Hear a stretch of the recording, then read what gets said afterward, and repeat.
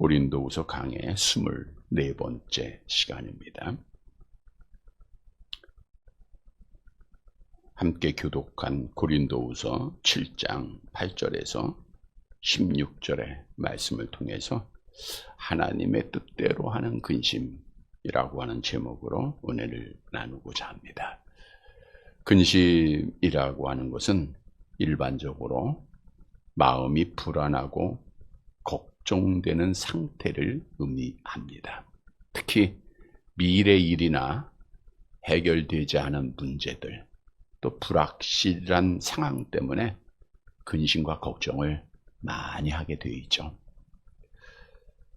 이 세상은 악한 영이 지배하고 있기 때문에 우리 마음대로 계획대로 되는 일이 하나도 없습니다. 또 꼭 정의만이 진실만이 이겨나가지는 않습니다. 그러다 보니까 이 땅에 살아가는 동안 근심을 안 갖고 살아가는 자가 아무도 없다는 거예요. 매일매일이 근심할 수 있는 일들밖에 없습니다. 사람과의 관계 속에서도 근심할 일이 있고요. 미래에 대한 일들, 경제적인 것, 자녀 문제, 수많은 근심들이 있죠. 물론 어떤 분들은 더 많은 근심, 더 많은 걱정을 하고는 있지만 어떻든 모든 사람이 근심과 걱정은 다 있다는 거예요. 그런데 중요한 것은 이 근심을 계속해서 갖게 되면 스트레스를 받게 되고 그 스트레스는 모든 병의 원인인 것을 잘 알고 있습니다. 우울증에 걸려서 또 수면 장애를 받고 있고 또 심지어는 스스로 목숨을 끊는 자들도 많이 있지 않습니까? 그래서 우리가 근심을 이겨야 돼요. 우리 예수님께서도 너희는 근심하지 말라, 염려하지 말라 수많은 교훈으로 우리에게 말씀하셨죠. 우리 마태복음 6장 34절 함께 봅니다. 그러므로 내일 일을 위하여 염려하지 말라. 내일 일은 내일 염려할 것이요 한날의 괴로움은 그날에 족하니. 내일 어떤 일이 일어날 것인가 염려하지 말라는 거예요. 야, 전쟁이 일어나면 어떡하지? 집이 무너지면 어떡하지? 염려하지 말고 오늘 일에 만족하고 살라는 것이겠죠. 그래서 우리는 근심을 이겨야 되는데 어떻게 이겨나갈 수 있을까?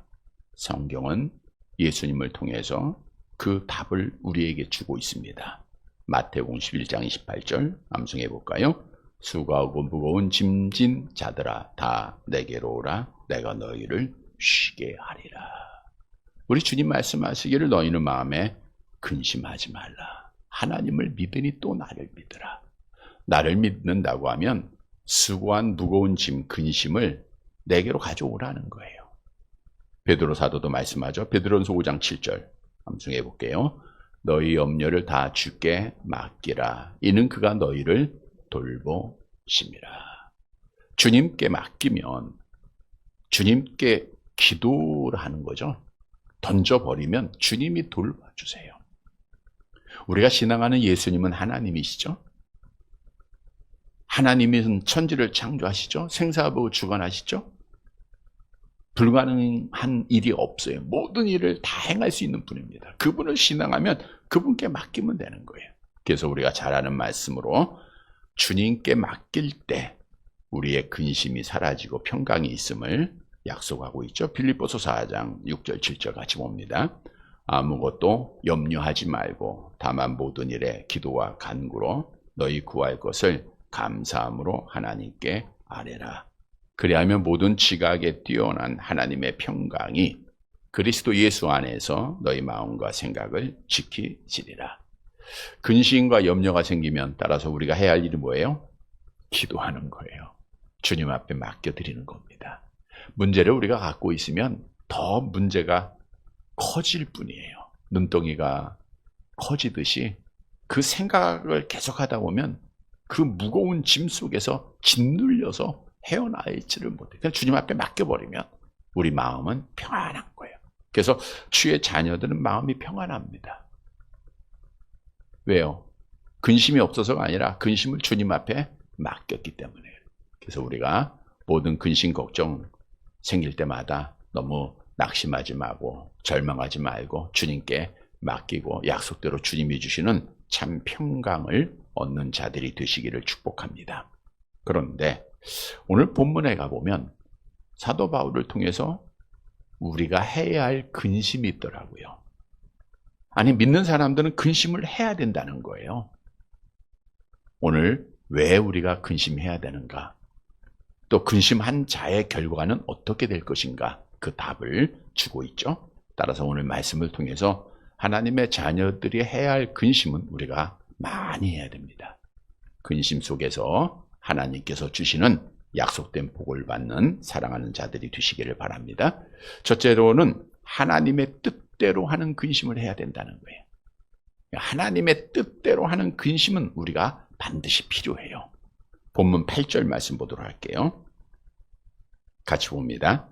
그러므로 내가 편지로 너희를 근심하게 한 것을 후회하였으나 지금은 후회하지 아니함은 그 편지가 너희로 잠시만 근심하게 한 줄 알미라. 그러므로 앞에 내용과 계속 이어지는 거고요. 내가 편지로 너희를 근심하게 한 것을 후회했다. 그러니까 사도 바울이 고린도 후서를 기록하기 이전에 고린도 전서를 마치고 또 다른 편지가 있었다 그랬죠. 그것이 바로 눈물의 편지. 전서를 마치고 고린도 교회가 혼란한 것을 보고 하나의 편지를 보냈는데 그게 눈물의 편지였다라고 성경은 말씀해 주고 있는데 우리 고린도후서 2장 4절에 나와 있지 않습니까? 같이 볼게요. 내가 마음에 큰 눌림과 걱정이 있어 많은 눈물로 너희에게 썼노니. 거기까지 보게요. 눈물로 쓴 편지가 있어요. 이것은 지금은 분실이 되어서 우리에게 전해지지 않고 있지만 사도 바울이 고린도 전서를 마치고 눈물의 편지를 보냈던 적이 있었다는 것이 성경의 증거입니다. 그런데 왜 눈물을 흘렸을까요? 고린도 교회 성도들에 대한 안타까움, 그들에 대한 괴로움, 그들에 대한 많은 아픔, 이 모든 것이 다 포함되어 있을 거예요. 근데 사도 바울이 오늘 본문을 보면 내가 편지로 너희로 근심하게 한 것을 후회했다 이렇게 말하고 있어요. 그러니까 눈물의 편지를 쓸 때 그 마음을 성경은 어떻게 표현하고 있냐면 아들을 수술 때에 누인 아버지의 심정으로 비유하고 있다는 거예요. 마음에 큰 눌림과 걱정이 있었다는 거예요. 야, 이 편지를 보고 고린도 교회 성도들, 사도 바울의 자녀들 아닙니까? 영적. 야, 아파하면 어떡하지? 걱정하면 어떡하지? 고통을 받게 되면 어떡하지? 이 괴로움 속에서 하나님을 또 떠나면 어떻게 할 것인지라고 하는 후회가 그에게 있었다는 거예요. 후회라는 것은 우리 인생을 살아감에 있어서 누구나 갖는 거죠. 우리 하나님은 후회하심이 없습니다. 우리는 뒤돌아보고 후회하는 자들이 야 이거 말하지 말걸. 그러니까 사도 바울도 같은 거예요. 편지를 어느 정도의 내용을 우리가 생각해 볼 수 있는 거예요. 저들의 죄를 지적하고 날카로운 그런 말씀들이었던 것 같죠. 그래서 후회를 해요. 아이고 보내지 말걸. 저들이 아파할 텐데. 근데 본문에서 말씀하기를 지금은 후회하지 않는다. 왜냐? 그 편지를 통해서 마치 수술 때 올려놓을 때는 그 할 것 때문에 아버지가 걱정하지만 수술을 받고 나면 어때요? 건강이 회복된 것을 보고 나서 기뻐할 때는 후회가 하지 않는 거예요. 사도 바울도 마찬가지입니다. 지금은 후회하지 않는다. 그 편지가 너희로 잠시만 근심하게 한 줄을 알미라. 어떻게 알게 됐어요? 디도를 통해서 고린도 교회 성도들이 사도 바울의 눈물의 편지를 받고 지난주에 어떻게 했다 그랬죠? 우리 고린도후서 7장 7절 볼게요. 고린도후서 7장 7절 같이 봅니다. 그가 온 것뿐 아니요 오직 그가 너희에게서 받은 그 위로로 위로하고 너희의 사모함과 애통함과 나를 위하여 열심히 있는 것을 우리에게 보고함으로 나를 더욱 기쁘게 하였다. 내가 왜 편지를 보냈지? 후회하고 있는 바울에게 디도가 와서 고린도 교회 성도들이 그 편지를 도리어 받고 사모했다. 사도 바울을 사모했다는 거예요. 그리워하고 있다는 거예요. 또 애통했다는 것은 편지를 보고, 여기가 중요한 거예요. 자신의 죄를 깨닫고 회개했다는 거예요. 다시 말하면 사도 바울이 눈물로 편지를 쓸 때는 그 편지를 받는 고린도 교회 성도들이 아파하면 어떻게 하지라고 하는 후회가 있었어요. 그러나 편지를 보고 고린도 교회 성도들이 어떻게 해요? 회개를 한 거예요. 그러니까 도리어 기뻐했다라고 말하고 있죠. 오늘 본문도 왜 기뻐했는가를 구체적으로 언급을 합니다. 본문 9절 말씀 볼게요. 함께 봅니다. 내가 지금 기뻐함은 너희로 근심하게 한 까닭이 아니요 도리어 너희가 근심함으로 회개함에 이른 까닭이라. 너희가 하나님의 뜻대로 근심하게 된 것은 우리에게서 아무 해도 받지 않게 하려 함이라. 내가 지금 기뻐하는 것은 너희에게 근심을 준 이유가 아니라 디도를 통해서 고린도 교회의 우호적인 태도도 있지만 기뻐할 수 있는 것은 그 편지를 통해서 뭐 했어요? 그들이 근심함으로 회개했다는 거예요. 회개에 이른 까닭이라. 그러니까 사도 바울의 말씀을 듣고 그들이 회개했다는 거예요. 그래서 계속 말씀하기를 너희가 하나님의 뜻대로 하는 근심하게 된 것은, 하나님의 뜻대로 근심한다는 것은 사도 바울이 성령께서 주신 말씀을 통해서 전해준 말씀이죠. 그래서 애통하고 주께 돌아옴으로 말미암아 그 결과는 우리에게서 아무 해도 받지 않게 하려 함이라. 어떤 벌도 받지 않게 되었다는 거예요. 사도 바울은 자기를 음해하고 자기의 사도권을 부정하고 거짓 사도들의 말을 들었던 고린도 교회 성도들이 애통하며 주께 돌아온 모습을 보고 묻지도 않고 따지지도 않고 그들의 모든 죄를 다 용서했다는 거죠. 계속해서 너희 왜 그랬냐? 우리처럼 용서했다고 해도 또 그 죄에 또 들먹이면서 왜 그랬냐? 그때 왜 그랬냐? 이게 아니라 아무 해도 받지 않게 하려 함이라. 아무것도 사도 바울이 따지지 않고 그들을 다 용서한 거예요. 왜냐하면 하나님의 뜻대로 그들이 근심했기 때문입니다. 본문 10절 말씀, 중요한 말씀이죠. 함께 봅니다. 하나님의 뜻대로 하는 근심은 후회할 것이 없는 구원에 이르게 하는 회개를 이루는 것이요 세상 근심은 사망을 이루는 것이니라. 하나님의 뜻대로 하는 근심은 뭐에 이르게 해요? 구원에 이르게 하는 거예요. 하나님의 뜻대로 하는 근심은 간단해요. 사도 바울의 말씀을 듣고 그들이 애통하고 회개했다라는 근심이거든요. 마찬가지로 우리가 하나님의 말씀, 성경을 통해서 나의 부족함과 연약함을 깨닫고 근심하는 거예요. 그러한 근심은 회개로 그 다음 단계로 나아가게 하기 때문에 우리를 구원에 이르게 한다라는 거예요. 그러니까 하나님의 뜻대로 하는 근심은 하라는 거예요? 하지 말라는 거예요? 하라는 거예요. 그러나 세상 근심은 사망을 이룬다. 그럼 세상 근심은 뭐냐? 사망에 이르게 하는 거니까, 구원에 이르지 못하게 하는 것이니까 죄를 범하게 하는 근심을 말하는 거예요. 이건 세속적인 근심입니다. 우리 주님 말씀할 때 너희는 무엇을 먹을까, 무엇을 마실까, 무엇을 입을까? 이 이방인들, 멸망받을 자들이 하는 거라는 거예요. 세상 것들은 하나님께로부터 온 것이 아니라 악한 영으로부터 왔음을, 정욕적인 것임을 우리가 아는 말씀에서 증언하고 있죠. 요한일서 2장 16절 함께 봅니다. 이는 세상에 있는 모든 것이 육신의 정욕과 안목의 정욕과 이생의 자랑이니 다 아버지께로부터 온 것이 아니요 세상으로부터 온 것이라. 그래서 세상적인 근심하지 말아야 돼요. 내가 어떻게 하면 더 잘 살까? 어떻게 하면 좋은 걸 먹을까? 어떻게 하면 좋은 걸 가질까? 어떻게 하면 좀 더 편안할까? 이건 세속적인 근심입니다. 우리가 해야 될 근심은 사망에 이르는 세속적인 근심이 아니라 영적 근심이에요. 하나님의 뜻대로 하는 근심입니다. 그래서 오늘 주시는 교훈은 구원받은 하나님의 성도들은 하나님의 뜻대로 근심을 해야 된다는 거예요. 다시 말하면 하나님의 말씀을 통해서 날마다 내 자신의 부족하고 연약함과 아픔을 깨닫는 자가 되라는 거예요.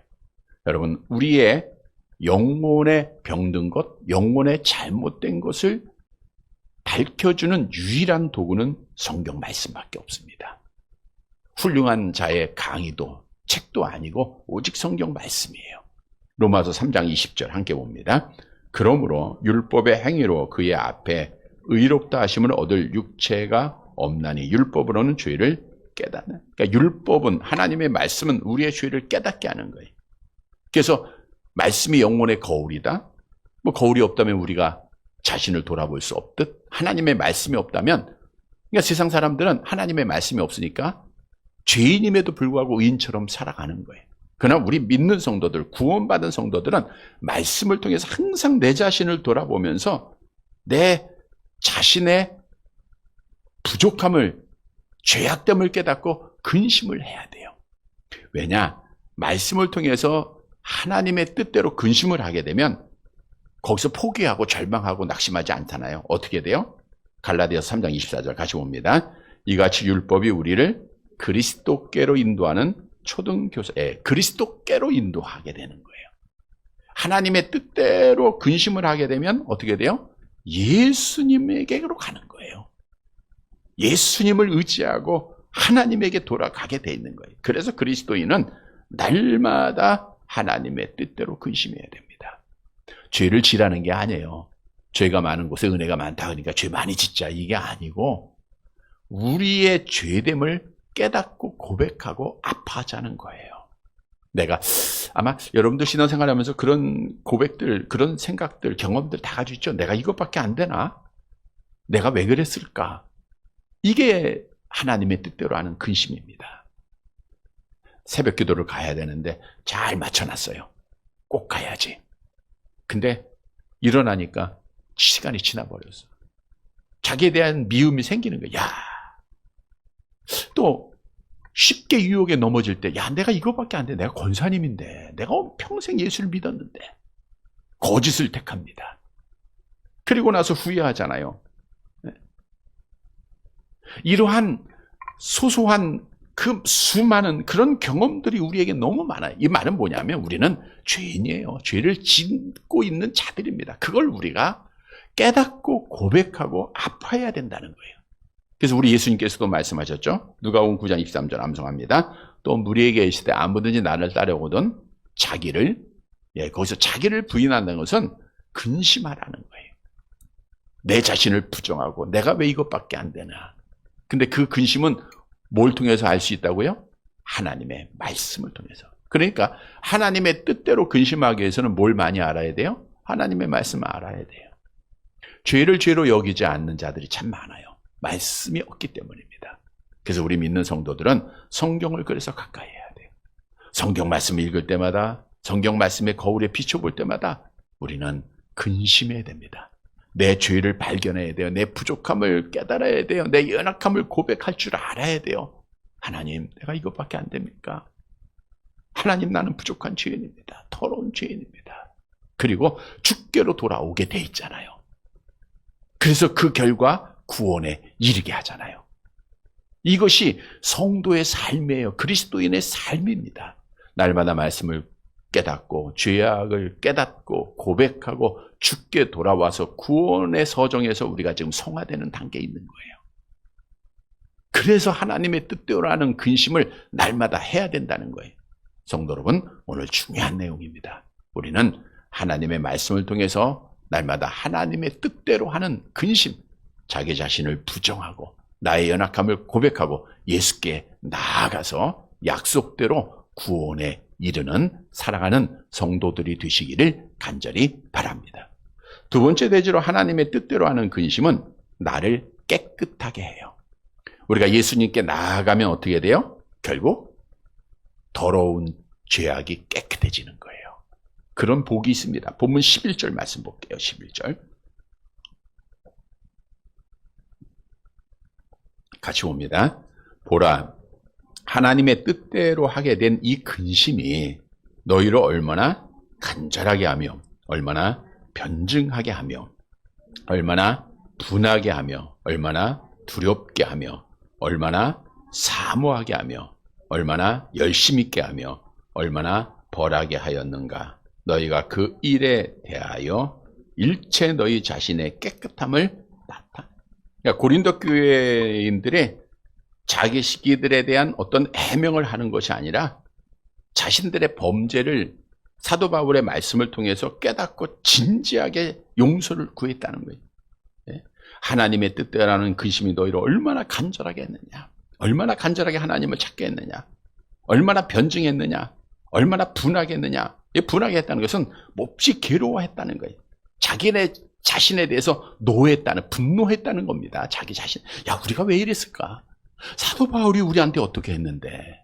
근데 그 거짓 사도의 말에 미혹을 받고 유혹받아서 사도 바울의 사도권을 부정하고 그를 비난하고 왜 그랬을까라고 하는 분노가 생기는 거예요.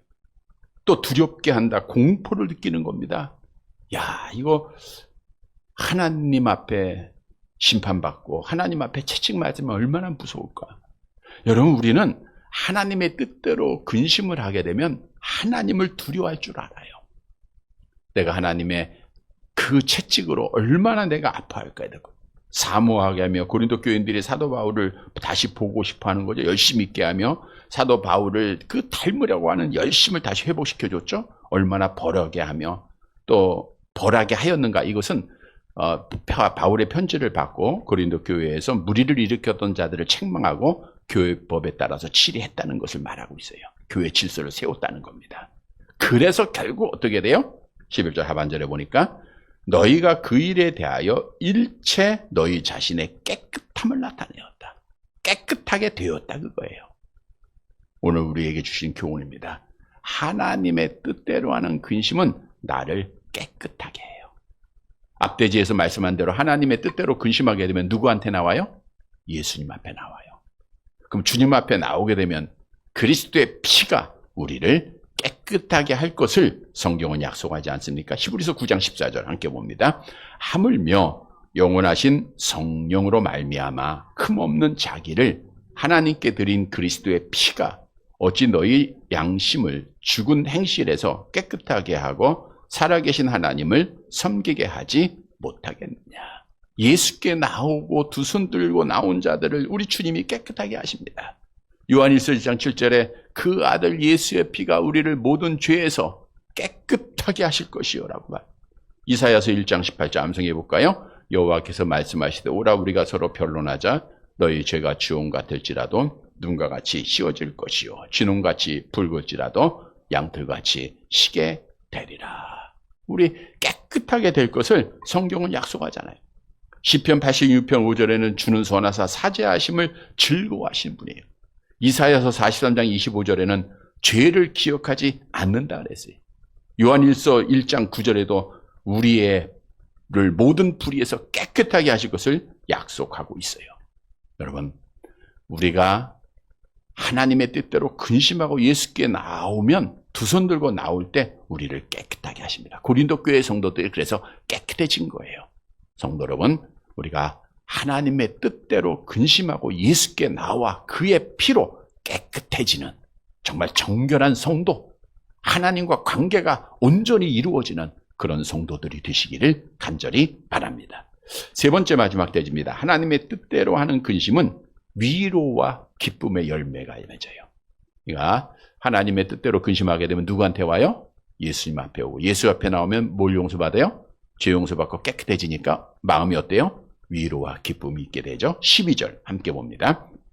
그런즉 내가 너에게 쓴 것은 그 불의를 행한 자를 위한 것도 아니요 그 불의를 당한 자를 위한 것도 아니요 오직 우리를 위한 너희의 간절함이 하나님 앞에서 너희에게 나타나게 하려 함이로다. 사도 바울이 눈물의 편지를 쓴 목적을 다시 밝히고 있는데 불의를 행한 자들 누구예요? 사도 바울의 사도직을 공박하는 거짓 사도들이죠.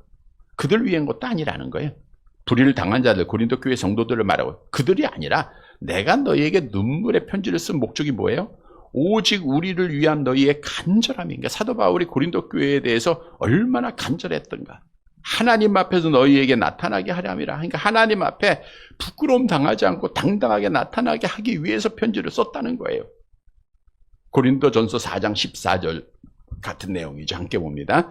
내가 너희를 부끄럽게 하려고 이것을 쓰는 것이 아니라 오직 너희를 내 사랑하는 자녀같이 구하냐?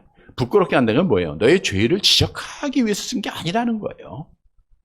너희가 하나님의 자녀임을 하나님 앞에 당당하게 나타나게 하기 위해서 썼다는 거예요. 13절 본문 봅니다. 이로 말미암아 우리가 위로를 받고 우리가 받은 위로 위에 디도의 기쁨으로 우리가 더 많이 기뻐함은 그의 마음이 너희 무리로 말미암아 안식함을 얻었습니다. 이로 말미암아 우리가 위로를 받아요. 디도가 오므로 이제 고린도 교회 성도들이 눈물의 편지를 받고 어떻게 했던 걸 다 알려줬잖아요. 그래서 사도 바울이 편지를 보낸 목적이 그대로 이루어졌잖아요. 이게 위로가 되는 거예요. 야, 정말 잘 보냈다. 뿐만 아니라 디도의 기쁨으로 우리가 더욱 많이 기뻐함은, 이 말은 당시에 고린도는 헬라 문화에 빠져서 스스로 잘난 사람들이 많았어요. 그러니까 사도 바울이 앞 시간에도 말씀드린 대로 디도를 보낼 때 걱정을 많이 했어요. 이 디도를 영접하지 않으면 어떡할까? 근데 고린도 교회 성도들이 디도를 환대했습니다. 그래서 기뻐했다는 것을 말하고 있고요. 14절 같이 봅니다. 내가 그에게 너희를 위하여 자랑한 것이 있더라도 부끄럽지 아니하니 우리가 너희에게 이른 말이 다 참된 것 같이 디도 앞에서 우리가 자랑한 것도 참되게 되었도다. 그러니까 사도 바울이 디도를 보내면서 고린도 교회 성도들을 칭찬하고 자랑했던 거예요. 야, 이 사람들 정말 예수 잘 믿었던 사람들이야. 그런 사람들 아니야. 근데 그 자랑이 그대로 다 증명이 된 거예요. 사도 바울이 자랑한 것이 부끄럽지 않게 되었다라는 뜻이고요. 15절 계속 봅니다. 그가 너희 모든 사람들이 두려움과 떨므로 자기를 영접하여 순종한 것을 생각하고 너희를 향한 그의 심정이 더욱 깊었으니, 고린도 교회를 둘러싼 여러 가지 좋지 않은 소문들이 바울의 마음을 짓누르고 있었고, 바울은 고린도 교회의 질서와 평안을 위해서 디도를 파송하지 않을 수가 없었던 거예요. 그런데 디도에게 말로 다할 수 없는 중압감으로 다가왔지만 그들이 디도를 잘 사랑으로 영접했다라는 것이고요. 그래서 16절 같이 봅니다. 내가 범사에 너희를 신뢰하게 된 것을 기뻐하는 게, 고린도 교회를 사랑한 거예요. 믿었던 거예요. 그래서 눈물의 편지를 보낸 거예요. 그랬더니 그것은 믿음이 기초가 됐던 거죠. 그래서 결국 기뻐하게 됐다는 거예요. 다시 말하면 사도 바울은 하나님의 뜻대로 편지를 보냈어요. 그것으로 인하여 근심도 하고 후회도 했어요. 그러나 결국 위로를 받고 기쁨을 얻고, 고린도 교회 성도들도 하나님의 뜻대로 하는 근심을 통해서 위로와 기쁨을 얻게 되었다는 거예요. 그래서 오늘 주시는 교훈은 하나님의 뜻대로 하는 근심은 위로와 기쁨이 있다는 겁니다. 하나님 앞에 돌아올 때 하나님이 그래, 내가 너의 죄를 용서할게. 그리고 용서만 하고 그치는 것, 깨끗하게만 하시고 그치는 분이 아니더라고요. 우리가 잘 아는 누가복음에 보면 15장에 돌아온 탕자를 아버지가 어떻게 해요? 먼저 가서 안아주잖아요. 이게 용서예요. 묻지도 않고 따지지도 않고. 근데 거기서 그치지 않고 뭐예요? 자, 누가복음 15장 23절 24절 같이 봅니다. 그리고 살찐 송아지를 끌어다가 잡으라. 우리가 먹고 즐기자. 이 내 아들은 죽었다가 다시 살아났으며 내가 잃었다가 다시 얻었노라 하니 그들이 즐거워하잖아요. 우리 하나님 아버지도 즐거워하고, 그래서 둘째 아들도 즐거워하는 거예요. 참 기쁨이 있는 겁니다. 에레미야 31장 13절 계속 봅니다. 그때의 처녀는 춤추며 즐거워하겠고 청년과 노인은 함께 즐거워하리니 내가 그들의 슬픔을 돌려서 즐겁게 하며 그들을 위로하여 그들의 근심으로부터 기쁨을 얻게 할 것이라. 그래서 하나님의 뜻대로 근심만 하면 돼요. 성도 여러분, 하나님의 뜻대로 하는 근심에는 위로와 기쁨이 있다는 것을 분명히 약속하고 있어요. 이 약속된 복을 받게 되기를 간절히 바랍니다. 말씀을 정리해 드립니다. 우리가 세상적인 근심을 해야 돼요, 말아야 돼요? 하지 말아야 됩니다. 근데 성도 여러분, 우리는 반드시 해야 할 근심이 있어요. 무슨 근심이에요? 하나님의 뜻대로 하는 근심입니다. 하나님의 뜻대로 하는 근심 뭐예요? 하나님의 말씀을 통해서 나의 부족함과 나의 더러움과 나의 연약함을, 내가 이것밖에 안 되는가를 고백하는 거예요. 그건 우리가 반드시 해야 됩니다. 왜? 그걸 하게 되면 누구한테 가게 돼 있어요? 예수님 앞에 가고, 예수님 앞에 가게 되면 뭐예요? 우리의 죄를 깨끗하게 해주시고, 그리고 나서 위로와 기쁨을 주시는 거예요. 그러니까 하나님의 뜻대로 근심하는 것은 결국 우리를 구원에 이르도록 자라게 하고 구원의 완성을 시키는 유일한 도구입니다. 그래서 우리 성도들은, 정말 그리스도인들은 하나님의 뜻대로 하는 근심을 해야 되는 거예요. 사랑하는 성도 여러분, 날마다 우리 하나님의 말씀을 통해서 근심하고 내 자신을 부정하고 부인하고 우리 예수님 앞에 나아가 죄 용서받고 우리 주님 약속대로 위로와 기쁨을 얻고 약속대로 구원받는 살아가는 성도들이 되시기를 주님의 이름으로 간절히 바랍니다.